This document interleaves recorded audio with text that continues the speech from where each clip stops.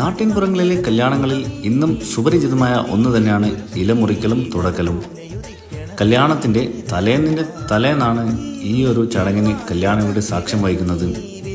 തോട്ടങ്ങളിൽ ചെന്ന് ഇല മുറിച്ച് അതിനെ തുടച്ച് എണ്ണി തിട്ടപ്പെടുത്തി വയ്ക്കുന്ന ഒരു ചടങ്ങ് തന്നെയാണ് മലബാറുകാരന് ഇല തുടക്കൽ.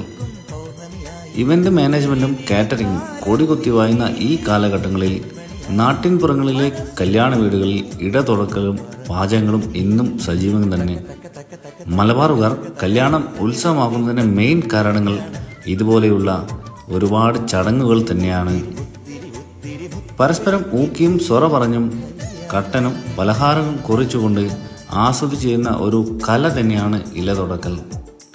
നാട്ടുകാരും വീട്ടുകാരും സുഹൃത്തുക്കളും എല്ലാവരും ഒന്നിച്ചിരുന്ന് ചെയ്യുന്ന ഒരു പണി തന്നെയാണ് ഇല തുടക്കൽ.